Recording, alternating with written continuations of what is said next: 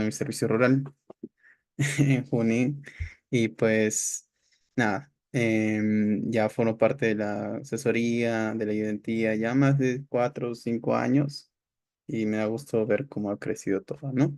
Entonces vamos a empezar con lo que es el capítulo de endocrino. Muy bien, este es un capítulo nuevo. Me alegra que haya una cantidad considerable de chicos que se mantienen aún pendientes del curso. Ok, voy a configurar esto. Ya. Entonces aquí vamos a ver distintos temas. Ya.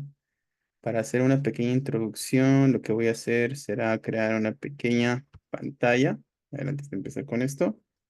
Este es mi mouse. Perfecto. A ver, vamos a explicar algo bien sencillo, ¿no? Bueno, en ese capítulo de endocrino, me imagino que ustedes ya han llevado ciencias básicas respecto a fisiología, sobre todo fisiopatología, y se darán cuenta que este capítulo o este sistema es muy bonito ya que integra mucho la lógica, entender de que todo funciona en base a hormonas, ¿no? Todo es en base a hormonas. Bueno, las hormonas actúan, ¿no? Tienen una función normal en tu cuerpo. El problema está cuando estas hormonas o hay mucha producción, ¿no? O hay poca producción. Eso es básicamente todo el capítulo. La gran mayoría de las enfermedades, como ustedes sabrán, se deben a hiperproducción o a una producción deficiente, a una hipoproducción. No hay más, ¿verdad? Por ejemplo, ¿qué pasa si hay mayor cantidad de producción de hormonas tiroideas, ¿no? Será el hipertiroidismo. Y si hay menos producción, será el hipotiroidismo, ¿no? Uno es antagónico que el otro, pues, ¿no?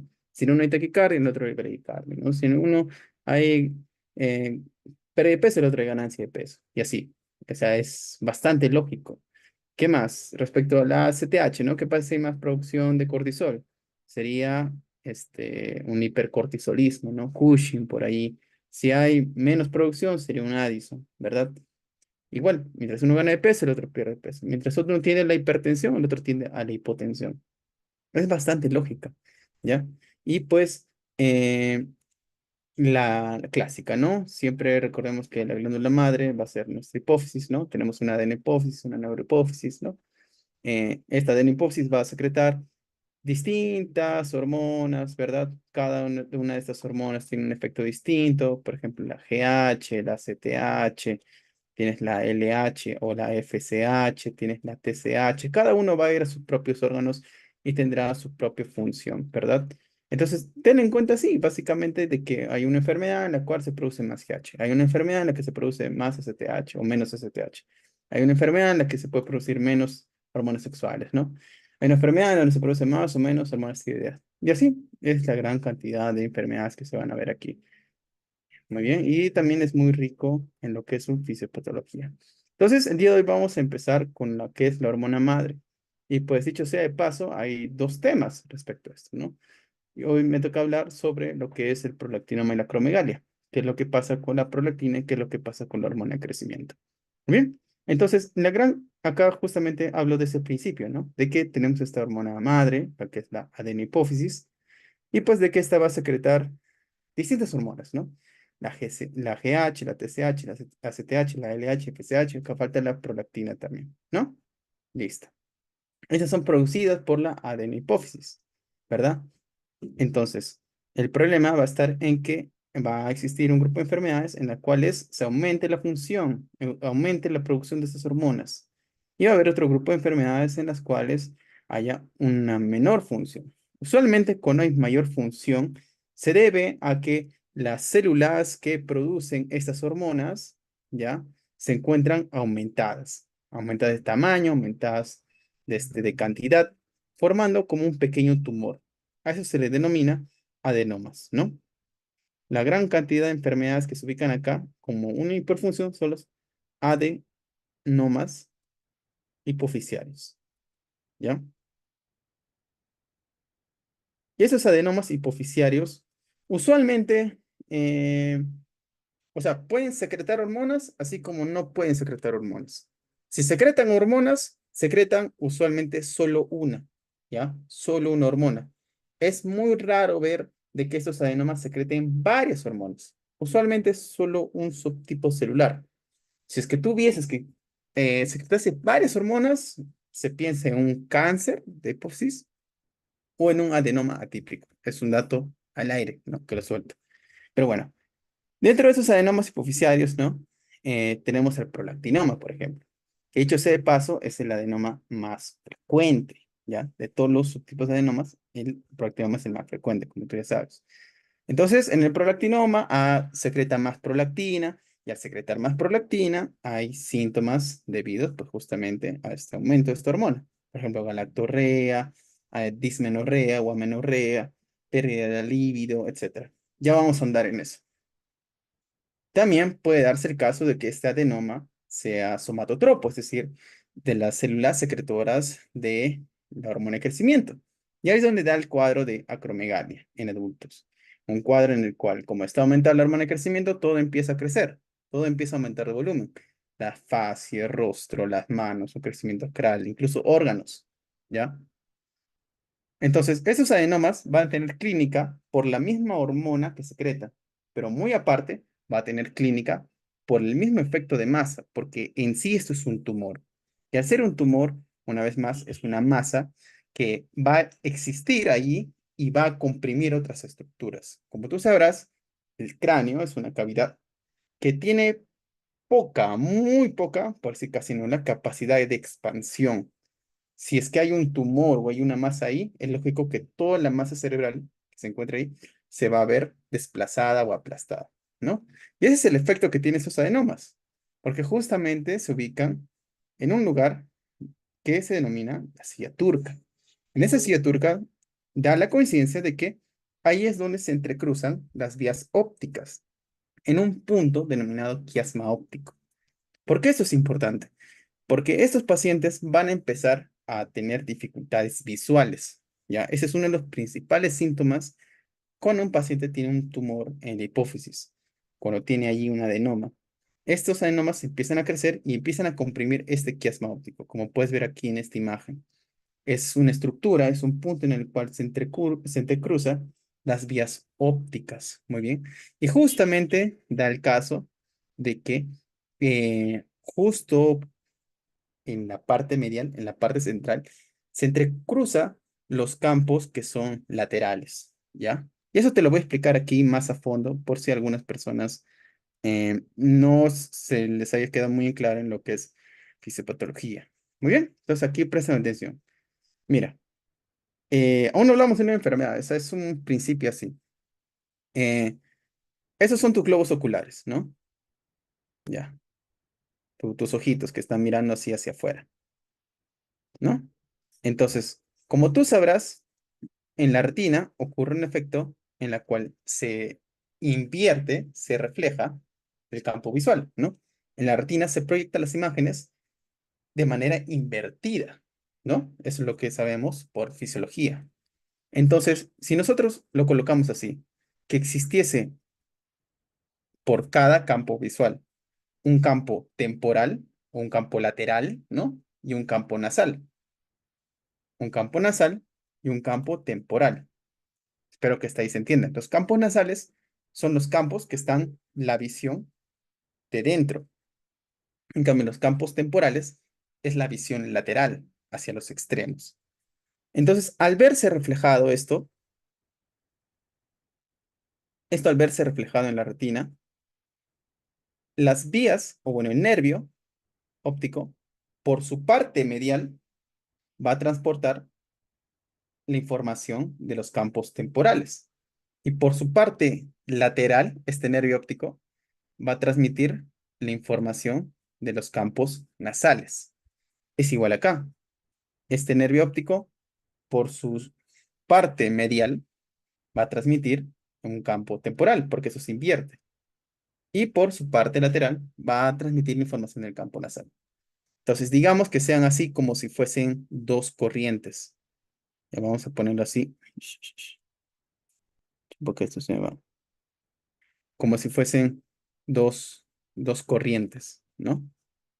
Entonces, justo cuando llegan al quiasma óptico, este, estas se cruzan así. Tienen las vías nasales, siguen su misma trayectoria, mientras las vías temporales se cruzan por el medio. Ese es el quiasma óptico, justo acá. Entonces, justo acá al costadito está la hipófisis. Y cuando crece un tumor, ¿qué es lo que va a aplastar? Lo que aplasta es justamente las vías temporales, ¿no? El campo visual temporal. Por lo tanto, el paciente, ¿qué es lo que no va a poder ver? La parte de afuera. ¿Y eso cómo se denomina? Como puedes ver acá, una visión en túnel, lo que tú ves acá. Estos pacientes poco a poco se van a ir quejando de que empiezan a ignorar o se le dificulta la visión a los costados, por justamente esa razón. Si tú realizas el test justamente visual de poder analizar, de poder comprobar hasta dónde puede seguir tu dedo, mientras tú, o sea, tú lo pones de frente al paciente y tú muestras tu dedo y lo vas alejando y le dices, avísame hasta qué punto dejas de ver mi dedo. O lo puedes hacer al revés, de colocarlo muy lejos y decirle, avísame cuando empieces a ver mi dedo, ¿no? Se supone que cuando tienes estos problemas, el paciente de una manera más tardía te va a decir que va a empezar a ver tu dedo, porque su campo visual es más reducido, ¿no? Eso se llama visión en túnel. Y eso pasa cuando existen adenomas hipoficiales. Es muy sugerente. Eso también recibe un nombre más técnico, que justamente es la hemianopsia bitemporal. ¿Ya? Ya vamos a llegar a eso. Y por otra parte tenemos el grupo de enfermedades en el cual existe una hipofunción, ¿no? Aquí existe los cuadros de hipopituitarismo, ¿no? Que es justamente cuando faltan estas hormonas. Aquí no existen tumores. Bueno, en realidad sí, ya te voy a explicar más adelante, pero más que nada existe un daño. Acá existen daños a la hipófisis, daños a la hipófisis, ¿ya? Muy bien, ahora sí vamos a empezar de manera ordenada a hablar enfermedad por enfermedad. Vamos a hablar de tres bien puntuales. Primero, ahondar en lo que es el adenoma hipoficiario. Segundo, el prolactinoma. Y tercero, la acromegalia. Tres cosas puntuales y se acaba la clase. Es bien sencillo, ¿ya? Lo importante en la medicina no es hacerte bolas, sino hacerlo lo más práctico posible. Y por eso es bueno sintetizar o agrupar el conocimiento. Entonces vamos a empezar con lo que es el adenoma hipoficiario. Los adenomas hipoficiarios, como ya mencioné, son tumores. Son tumores, pero de naturaleza benigna. Ya son tumores benignos de la hipófisis anterior. ¿Qué es lo que ocurre acá? Básicamente, por mutaciones genéticas, factores ambientales, de un momento al otro, las células, justamente de la hipófisis, empiezan a proliferar, empiezan a aumentar de tamaño y empiezan a aumentar de cantidad. Y esto ocurre de un solo tipo celular, ¿ya? Otra vez, de un solo tipo celular. Es muy raro que exista muchos tipos celulares que produzcan distintos tipos de hormonas. Eso más corresponde a un cáncer, que son muy raros, ¿ya? Pero una vez más, suelen ser un tipo celular. Bien, entonces, esto poco a poco va a ir aumentando el tamaño, ¿no? Se va a ir formando como si fuese una masa. Eso es lo que principalmente ocurre. Ahora, estas masas, como tú puedes ver, pueden ser visibles, pueden ser muy pequeñas, perdón, pueden ser no visibles, o sea, muy pequeñas, o pueden ser visibles en un examen, como es una resonancia en la cual son muy grandes, ¿no? Se dice que si tienen una medida, un diámetro, el diámetro mayor, ¿no? Vamos a poner ¿no? Es menor de 10 milímetros, eso se denomina como un microadenoma, microadenoma. Pero si tuviese más de 10 milímetros, eso es un macroadenoma. ¿Por qué es importante hacer esta distinción? Porque los microadenomas tienden a tener una clínica más por la parte hormonal, por la parte de las hormonas que ellos secretan. Porque son tan pequeños, o bueno, son pequeños, vamos a decirlo así, que no ejercen ese efecto de masa. Entonces son pacientes que principalmente van a tener clínica por las hormonas que secretan, pero no por la masa. O sea, no va a tener molestias visuales, dolores de cabeza, todas esas cosas. En cambio, el macroadenoma es todo lo contrario. Más que nada va a destacar por lo que son sus efectos de masa, por lo que es de visión doble, ¿no? Esta visión reducida, dolores de cabeza, etcétera. ¿Ya? ¿Qué más? En general, estos adenomas hipoficiarios corresponden a un grupo de masas celares, vamos a decirlo así, que son masas o, pueden ser masas que que pueden aparecer en la hipófisis.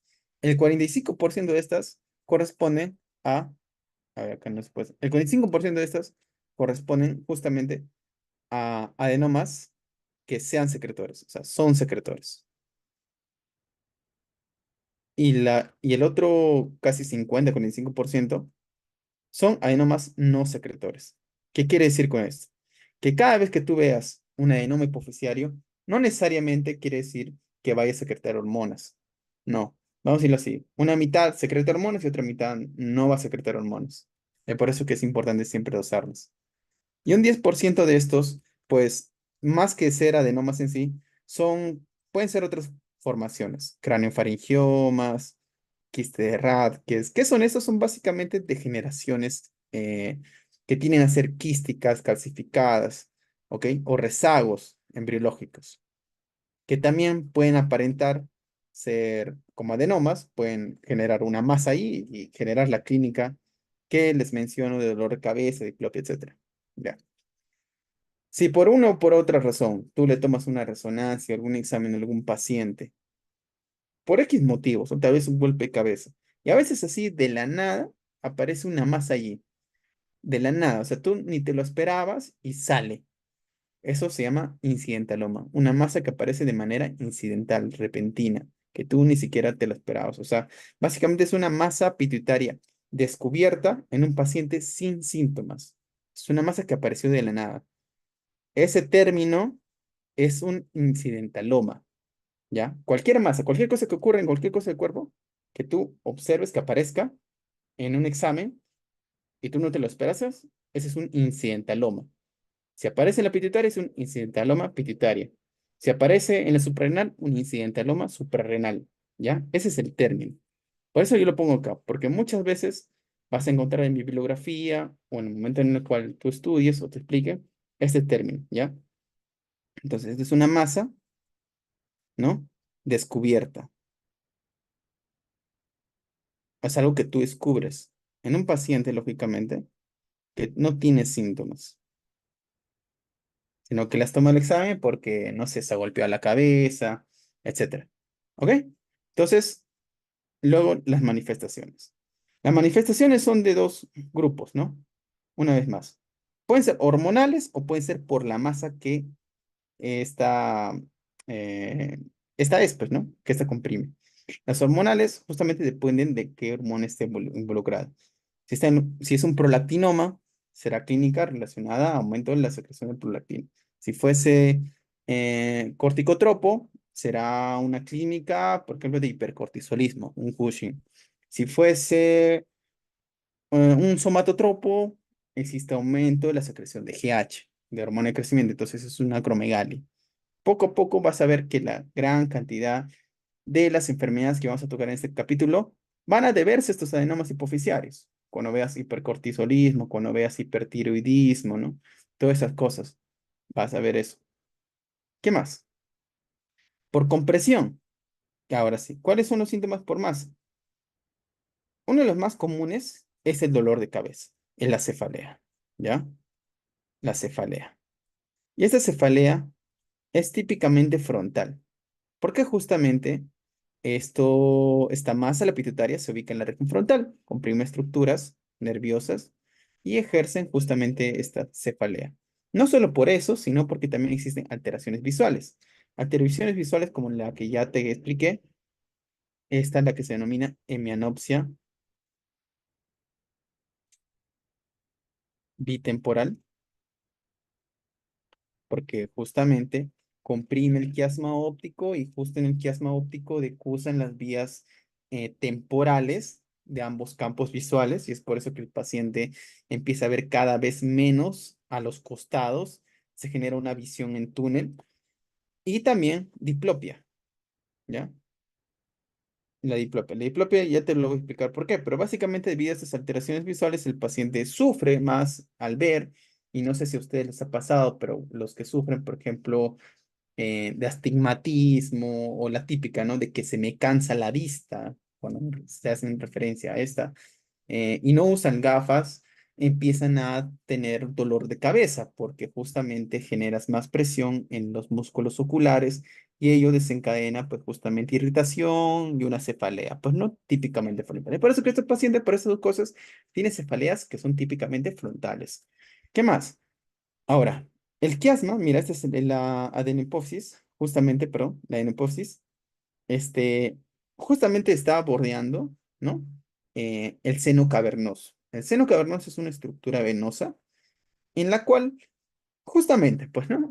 Pasa sangre venosa, se entrecruzan algunas arterias y pues allí también están cursando, están atravesando algunos nervios, ¿no?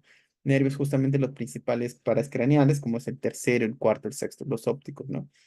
Este, y pues lo que pasa es que si este adenoma fuese muy grande, puede invadir al seno cavernoso.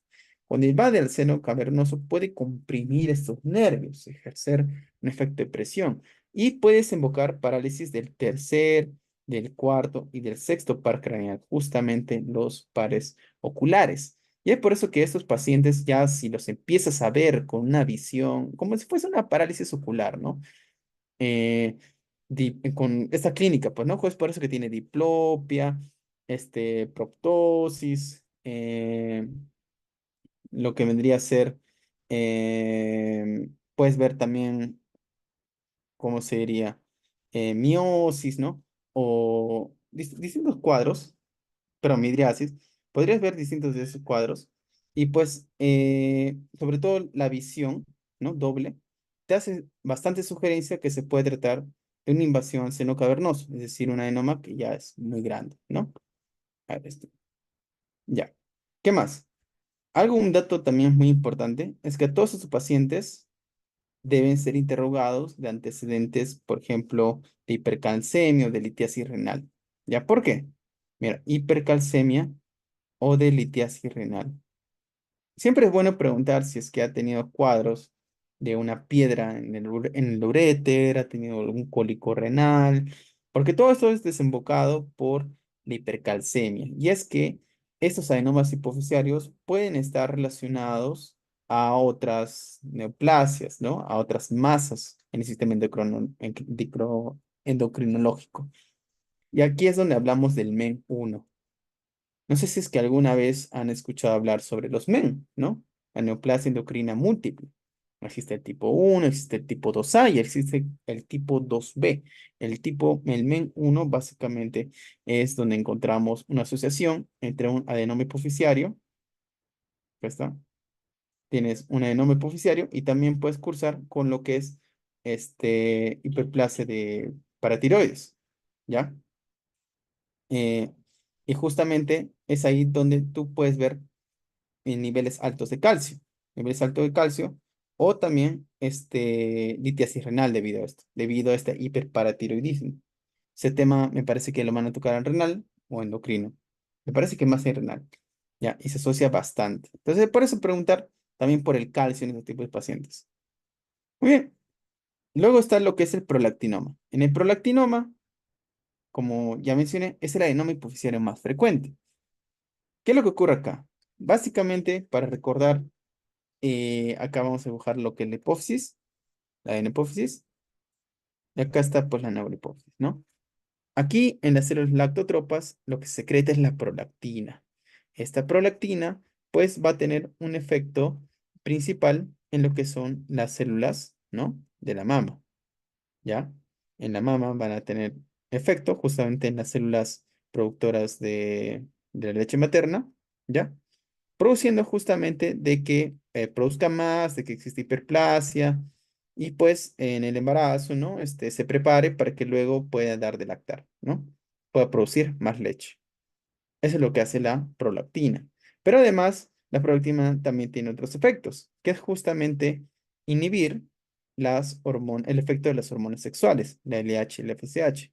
Si inhibe a la LH y a la FSH, pues justamente lo que va a hacer es inhibir la producción de estrógenos, ¿no? Y también lo que es testosterona. Al inhibir los estrógenos y al inhibir a la testosterona, es ahí donde la mujer puede cursar con amenorrea o dismenorrea, es decir, que no le venga la regla. Es ahí también donde se ve afectado la masa ósea, porque el crecimiento de la masa ósea, justamente, la estimulación de los osteoblastos está mediada por estrógenos. Entonces, al no existir estrógenos, no se produce más masa ósea, existe más resorción y disminuye, pues, justamente su densidad mineral ósea. Entonces, hay problemas con los huesitos. Tienen las fracturas las personas que tienen prolactinomas crónicos. Y por la parte de la testosterona, pues justamente causa disminución de la libido, ¿no? Por parte del varón. Y además, este, al existir aumento de la prolactina, hace que los varones tengan ginecomastia, ¿ya? Listo. Eso es lo que básicamente ocurre. Entonces, ¿cuáles son las manifestaciones? Como ya más o menos estaba mencionando, en el caso de las mujeres, como hay mucha prolactina, ¿no? Entonces, las células mamarias, ¿no? Empiezan a producir más y más leche. Entonces ahí es donde empieza la galactorrea, ¿no? Empieza la producción de leche, justamente, por parte de, del- de las mujeres. Luego, ¿qué vas a tener? La oligomenorrea y la menorrea. Básicamente porque el aumento de la prolactina inhibe las hormonas sexuales. Al inhibir las hormonas sexuales, causa desbalances hormonales, desbalances en el ciclo menstrual, con lo que o menstrua poco o no menstrua. Y si menstrua, empiezan los dolores, una dismenorrea, básicamente alteraciones del ciclo menstrual. Y además, la disminución de la densidad mineral ósea, porque justamente, como te mencionaba, los estrógenos hacen efecto en los osteoblastos. Y al cortar justamente la producción de estrógenos, no existe buen crecimiento, ¿no? Buena generación de masa ósea, sino aumenta la resorción, que es lo que es la destrucción, el recambio.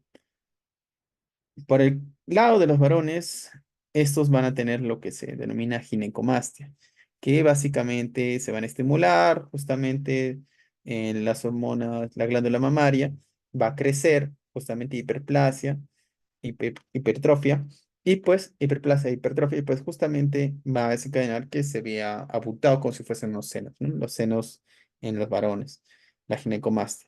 ¿Y qué más? La libido reducida, porque justamente va a haber disminución de la testosterona y por ende no se van a producir espermatozoides de calidad. Por lo tanto, se asocia también a infertilidad. Es un factor para infertilidad. ¿Qué más? Algo muy interesante que también les iba a mencionar es que en los varones eh, es más probable que sus síntomas se presenten como si fuesen macroenomas. Es un poco más frecuente del diagnóstico en varones como si fuesen macroenomas.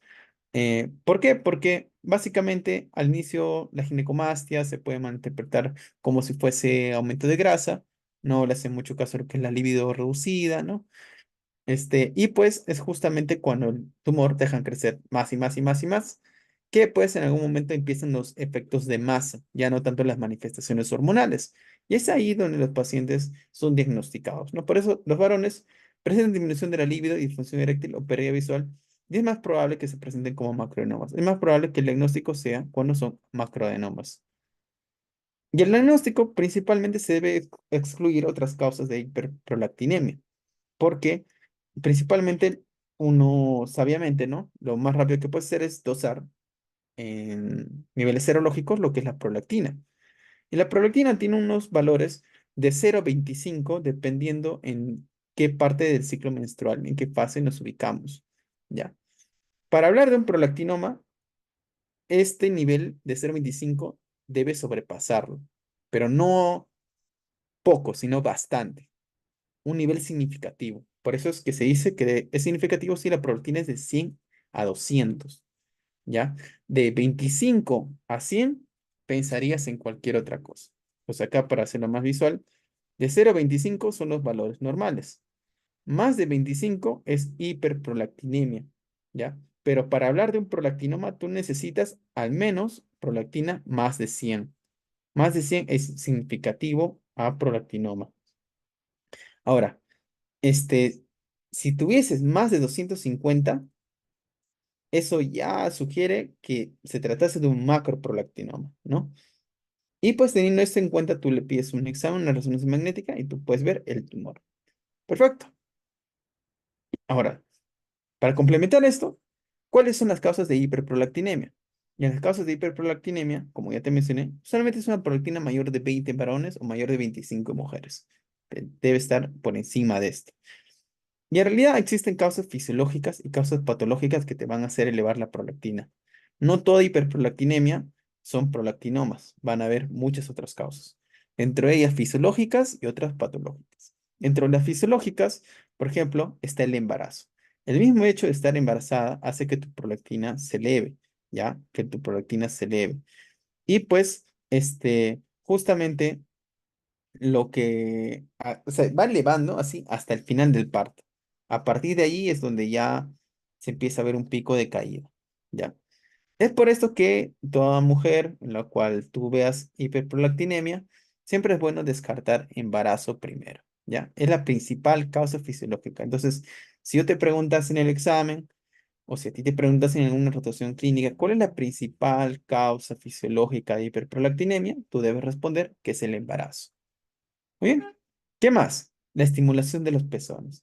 Ocurre algo muy interesante cuando, pues, justamente se da el parto, nace el niño, y pues este niño succiona, ¿no? Existe una succión en el pezón que justamente estimula a las células miógenas del pezón, y estas tienen un reflejo, justamente, reflejo de Ferguson, que justamente envía por vía nerviosa hacia el hipotálamo, el, vamos a decirlo que así que el cerebro lo interpreta, que es como que el niño succiona leche, entonces tu cuerpo debe producir más leche, ¿no? Para darle a tu niño.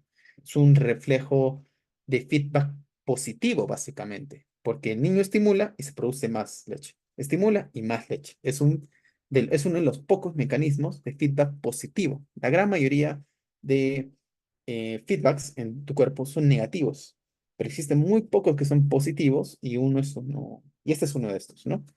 Entonces ahí es donde se produce más prolactina, debido al efecto justamente que inicia con la succión del niño. ¿Qué más es fisiológico? Y el mismo estrés, porque si tú tienes un examen, si estás en alguna preocupación, estás en alguna crisis emocional, etcétera, y te dosan la prolactina, o estás enfermo y te dosan la prolactina, esta va a estar probablemente aumentada, ¿ya? Porque también funciona como una hormona de estrés, se eleva ante el estrés. Entonces, estas son situaciones fisiológicas por las cuales se eleva la prolactina, pero no se va a elevar más de 100, no se va a elevar más de 100, se elevará a un 40, 35, etcétera, más del valor normal, pero no es significativo. ¿Qué más? También haber causas que son patológicas, ¿no? Entre las causas patológicas, por ejemplo, tenemos lo que es el prolactinoma. El prolactinoma es la principal causa, como ya hemos hablado, de hiperprolactinemia patológica. Si yo te digo una vez más, hiperprolactinemia fisiológica, tú me respondes, la principal causa es el embarazo. En cambio, si yo te hablo hiperprolactinemia patológica, tú me respondes prolactinoma. Perfecto. ¿Qué más? Este, bueno, esto se debe justamente al prolactinoma, ¿no? De ahí también van a existir lo que son los fármacos antipsicóticos. Van a existir, sobre todo aquellos eh, fármacos inhibidores o que actúan en la vía de la dopamina, porque si tú recordarás, la dopamina tiene un efecto inhibiendo la secreción de prolactina. Es un regulador de esta, ¿ya? La dopamina. Entonces, van a existir fármacos psicóticos, ¿no? Para personas que tienen depresión o para aquellos que tienen trastornos, ya psicóticos, ¿no? Como alucinativos, etcétera, en los cuales la administración de estos puede desencadenar hiperprolactinemia, que se eleve su prolactina, ¿no? Por eso que a veces hay mujeres en las cuales tienen episodios depresivos graves, mujeres que tienen borderline, trastorno limítrofe o bipolar, y pues les indican, ¿no? Estos fármacos antipsicóticos y pues se quejan justamente de la oligomenorrea o se quejan de la galactorrea, es frecuente, ¿no? Ténganlo en cuenta cuando lleven psiquiatría. ¿Qué más? El hipotiroidismo, porque algo que también es importante acá recalcar es que la TRH, ¿ya? La TRH es un estimulador de la prolactina, ¿ya? La TRH es una hormona secretada por el hipotálamo que estimula la secreción de prolactina. Entonces, en pacientes que justamente tengan hipotiroidismo, como tú sabrás, existe disminución de las hormonas tiroideas, tu cuerpo va a buscar producir más TRH o más TSH, dependiendo del caso, para que tú puedas producir más hormonas tiroideas porque te falta. Entonces, ahí es donde aumenta la síntesis de TRH, ¿no? Entonces, si tú tienes menos función tiroidea, este estímulo le llega al hipotálamo. Y el hipotálamo dice, hay pocas hormonas tiroideas, entonces voy a producir más hormona liberadora de TSH, pues, ¿no? Que es la TRH. Al producir más TRH es donde se produce más prolactina. Y es por esto que hay hiperprolactinemia. ¿Qué más? Una enfermedad renal crónica que básicamente recordarás que el riñón es un órgano el cual filtra o depura la sangre. Entonces, la prolactina al final tiene una depuración renal, se va por la orina. Si existe menor función renal, entonces existe menor depuración, menor clearance, menor aclaramiento de la orina, de la sangre, perdón. Por lo tanto, la prolactina va a seguir circulando en sangre, no se va a eliminar, va a seguir circulando.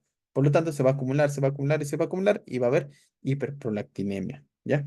Entonces, en la enfermedad renal crónica también puedes ver hiperprolactinemia. Es por esto que los enfermos renales, cuando veas en nefrología, pueden cursar con ginecomastia, pueden cursar con pérdida de la libido, todo eso, ¿ya? Por debido a la hiperprolactinemia. También es por esto que cuando tú lleves la clase de hipotiroidismo, que me parece que es el miércoles, vas a ver que estos pacientes, ¿con qué van a cursar? Con oligomenorrea, con amenorrea, los varones con ginecomastia, ¿ya?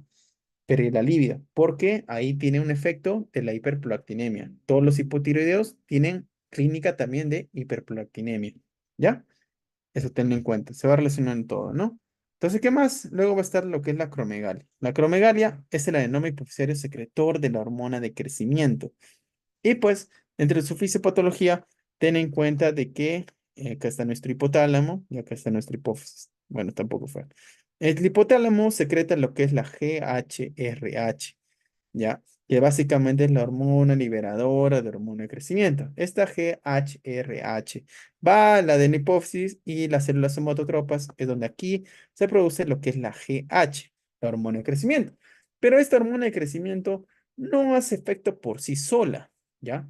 La hormona de crecimiento tiene muy pocos receptores y en realidad tiene que hacer efecto en el hígado. En el hígado están sus receptores porque aquí es donde se producen sus mediadores, las cuales son las somatomedinas, la IGF-1, la cual también se traduce como este eh, péptido similar a la insulina, básicamente, ¿ya? Tipo 1. Entonces, estos péptidos, en la somatomedina C, que también recibe estos nombres, la IGF-1, son sus mediadores. Estas son las moléculas que realmente van a hacer el efecto por la hormona de crecimiento. Esas son las que se van a ir a hueso, van a ser las que se van a ir a los músculos, ¿ya? Va a ser las que se van a ir a las vísceras. Estos van a actuar en los receptores de insulina, ¿ya? Es un péptido similar a la insulina, ¿ya? Entonces, eso también es interesante porque imagínate que esta es una célula y acá tiene su receptor para insulina. Entonces, si hay más producción de IGF-1, van a copar los receptores de insulina. Y al coparse los receptores de insulina, va a hacer que la insulina no pueda actuar en esta célula. Y si no va a actuar en esta célula, entonces hay insulina que no se está uniendo a sus receptores generando resistencia a la insulina. Por lo tanto, la glucosa no puede entrar y eso genera hiperglicemia, diabetes. ¿Ya? Muy bien. Entonces, eh, eso básicamente es cómo se comporta la hormona de crecimiento, ¿no? Lógicamente, si hay un tumor acá, se va a producir más hormona de crecimiento. Si se produce más hormona de crecimiento, hay más IGF-1. Y si hay más IGF-1, esta va a hacer más efecto en los huesos, en los tejidos, en los músculos, en las vísceras y también va a impedir de que la insulina se una correctamente a su receptor, produciendo resistencia a la insulina. Es por esto que esos pacientes cursan con glucosa alta, hiperglicemia, ¿ya? ¿Qué más? A ver, acromegalia es el término que se le da cuando el paciente es un adulto, ¿ya? Gigantismo es el término que se le da cuando es un niño. ¿Por qué? Gigantismo, su mismo nombre dice que es un gigante. Lo que pasa es que en los niños aún no cierra el cartílago de crecimiento. Cuando el paciente, cuando la persona está expuesta a un aumento del hormona de crecimiento y aún no cierre el cartílago de crecimiento, va a permitir de que el hueso pueda crecer de manera longitudinal, de que el hueso se pueda alargar. Y esos pacientes terminan siendo gigantes, y es por eso que se les denomina gigantismo. Pero, ¿qué pasa si el paciente ya es adulto, ya cerró sus epífisis, ya cerró el cartílago de crecimiento? Entonces, pues el hueso ya no va a poder crecer, pero sí se puede volver más grueso. Las extremidades se vuelven más gruesas. Es un crecimiento, no es un crecimiento en volumen, sino es un crecimiento, no, perdón, no es un crecimiento longitudinal, sino es un crecimiento en volumen, ¿ya? No es un crecimiento en ser largo, en ser gigantes, sino en ser más gruesos, vamos a decirlo así. Entonces, eso es la diferencia entre gigantismo y acromegalia. Gigantismo en niños, que aún no cierra su carril de crecimiento, y acromegalia en adultos. Perfecto. Entonces, ¿qué más? Al crecer justamente los distintos tejidos, al ser más gruesos, la fascia, por ejemplo, se vuelve más tosca. El paciente empieza con rasgos faciales toscos, abombamiento frontal, crece la frente. ¿Qué más? Prognatismo, la proyección de la mandíbula. También ronquera, porque justamente existe un aumento del volumen de las estructuras faríngeas o laringeas. Y también va a existir acá macroglosia, es decir, la lengua se va a volver más grande. Y pues justamente ese aumento del volumen de los tejidos faríngeos y laringeos, los tejidos internos del cuello y la lengua van a generar de que el paciente cada vez que se vaya a dormir no solamente ronque, sino la lengua se le va a ir para atrás, se va a desplazar posteriormente. Y pues en algún momento de lo que ronca, se le obstruye la vía aérea y se despierta, ¿no? Se despierta y luego vuelve a intentar de dormir. Sigue durmiendo, otra vez la lengua se le va hacia atrás, se desplaza posteriormente, obstruye justamente el paso del aire y se despierta. Otra vez, ¿eso cómo se denomina? Apnea obstructiva del sueño. Apnea obstructiva del sueño. ¿Por qué esto es importante? Porque un paciente que tiene apnea obstructiva del sueño, tú implicas mucho su calidad de sueño. Entonces el paciente no duerme bien. Y eso está demostrado que justamente eleva los picos de cortisol, genera cambios en lo que es es un estrés, bueno, genera cambios en lo que es la presión arterial. En conclusión, se ha demostrado que la apnea obstructiva del sueño tiene implicaciones en tu salud cardiovascular, ¿ya? Tenlo este dato en cuenta. El apnea obstructiva del sueño implica justamente un compromiso de tu salud cardiovascular. Es un factor de riesgo cardiovascular. Es por eso que es malo roncar mucho. Hay pacientes que son obesos, diabéticos, que roncan mucho. Y esos que roncan se atoran y se despiertan. Entonces, eso también afecta a su salud cardiovascular. Entonces, acá, como puedes ver, hay una frente proyectada, ¿no? También puedes ver, hay un rasgo muy interesante, que es la separación de los incisivos. Como crece la cavidad bucal, a veces los dientes se separan y es algo muy curioso que se puede ver la separación de los incisivos, como si fuese de conejo. No sé si has visto en algunas personas una imagen. Están los incisivos así separados, pues, ¿no? Eso recibe un nombre y se denomina diastema, ¿ya? Diastema, ¿ok? Perfecto. Entonces, el crecimiento aquí es un crecimiento acral también de las extremidades. Vas a ver un aumento de volumen de las manos y de los pies. Va a ser un paciente que te va a decir que ha tenido que cambiar de talla de zapatos o tal vez ha tenido que dejar de usar zapatos. Bueno, hay gente que acostumbra a usar zapatos formales, ¿no? Y ha tenido que pasar a usar zapatillas que son más flexibles, al menos, ¿no? Más adaptables. Entonces, puedes preguntar por ahí, y no usas zapatos, o sea, cuando vas a compromisos y te dicen, no, me ajustan mucho, prefiero ir en zapatillas, entonces eso puede ser un dato, ¿no? En tu interrogatorio. ¿Qué más?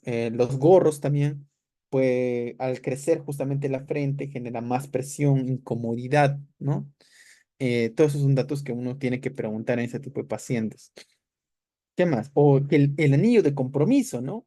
Preguntar hace cuánto tiempo estás casado, estás tenía que cambiar de anillo, o por qué no usas tu anillo. Y te van a decir que es porque cada vez sentía que me apretaba más el dedo y me lo tuve que sacar, ¿no? Entonces, eso es un dato muy interesante para pensar en acromegalia. Y también más adelante en hipotiroidismo, vas a ver. ¿Qué más? Sudoración excesiva, porque justamente al estar, al existir más hormona en crecimiento, va a realizar efecto justamente en las glándulas sudoríparas. Estas van a crecer y pues por ende van a producir más sudor y el paciente va a sudar más, sudoración excesiva, ¿ya? ¿Qué más? Síndrome del túnel carpiano, porque al aumentar el volumen de las estructuras de la muñeca, justamente va a comprimir el nervio mediano. Al comprimir el nervio mediano, pues se genera una clínica denominada síndrome del túnel carpiano, en la cual se consiste en parestesias del primer, segundo y la mitad del tercer dedo. Los pacientes se van a quejar por sensaciones dolorosas, parestesias, ¿no? Justamente como que le pasa electricidad en los primeros tres dedos, síndrome del túnel carpiano, que también lo vas a ver en hipotiroidismo, tenés otra también en cuenta. Atralgias, porque también crece justamente el cartílago de crecimiento, los bordes de los huesos también, y pues empiezan a chocar el hueso-hueso, las articulaciones se vuelven más tensas, vamos a decirlo así, y pues genera el mismo líquido sinovial, genera más presión sobre estas y desencadena artralgias. Ahora, los cuadros de acromegalia usualmente son lentos, tienen un inicio insidioso, muy progresivo, muy lento, que pues puede tardar así 12 años aproximadamente, ¿no? Hay un retraso diagnóstico de 12 años. Usualmente cuando tú ya ves la fase tosca y te cuente todas esas cosas, todo esto ha empezado ya hace una década. Entonces, algo que se recomienda es pedir fotos al paciente para que tú puedas ver el antes y el después, ¿no? Para que puedas comparar. Ese es un ejemplo, ¿no? Puedes darte cuenta de cómo está la nariz. En una es más delgada y en la otra es más engrosada, ¿no? Los labios también, engrosamiento de los labios, el mentón, la frente, si te das cuenta, no es una fase más tosca, no es la misma mujer. Y estos no son cambios que se dan por la vejez o el pasar de los años. Ahora, dentro de las principales comorbilidades está la diabetes mellitus. ¿Por qué? Porque una vez más, esta IGF-1, ¿no? Si hay más GH, hay más IGF-1, ¿ya? Y si esta, hay más IGF-1, hace más acción, sus receptores están en los receptores de insulina. Su acción está en los receptores de la insulina. Por tanto, no deja que la insulina se acople a su receptor. Entonces, eso genera resistencia a la insulina, prereceptor, resistencia a la insulina. Entonces, la insulina no va a hacer efecto, por lo tanto, la glucosa no puede entrar a las células, generando hiperglicemia e hiperglicemias constantes, resistencia a la insulina, que es igual a diabetes, ¿no? Esto lo vamos a ver en diabetes. Y también hipertensión arterial, porque los vasos también se van a engrosar. Acá se engrosa todo. Los vasos se engruesan, la túnica media, generando pues justamente de que disminuye el calibre o que se vuelvan más rígidos también. Por lo tanto, esto desencadena mayor presión, hipertensión arterial, como si fuese una cañería rígida. Ya no es flexible los vasos. Pierden esa capacidad de vasodilatación. Por eso es que aumenta la presión. Y pues también como aumentan el tamaño de las vísceras, también vas a ver que aumenta el tamaño del corazón. Estos pacientes pueden cursar con cardiomegalia, con hipertrofia del ventrículo izquierdo, ¿ya? Aumenta el tamaño del corazón. Entonces, si tú tienes apnea obstructiva del sueño, tienes hipertensión arterial, tienes una cardiopatía, básicamente, tienes una hipertrofia ventricular, tienes una cardiopatía, entonces tu riesgo cardiovascular está sumamente elevado, ¿verdad? Por eso que estos pacientes tienen un mayor riesgo cardiovascular, un mayor de riesgo de muerte por infarto. La principal causa de muerte de estos pacientes es cardiovascular, infartos y pues justamente por estos, ¿no? Ojo, ahí te da un dato, ¿no? Y por último, obviamente, crece todo, entonces, en esos pacientes aumenta la incidencia de pólipos en el colon, ¿ya? Y si es que hay pólipos, aumenta justamente, permite de que puedan crecer más rápido, ¿ya? Entonces, estimula la proliferación de pólipos y también el crecimiento de estos. O sea, en esos pacientes es 2 a 3 veces mayor la incidencia, más probable que tengan cólicos que pacientes normales, ¿no? Entonces, es por eso que al aumentar el tamaño de los cólicos de los pólipos y aumentar la cantidad tiene más riesgo de cáncer de colon. Entonces, la principal neoplasia asociada a un acromegálico es pues justamente el cáncer de colon. Y pues básicamente estas son cosas que tú tienes que ir preguntando a los pacientes.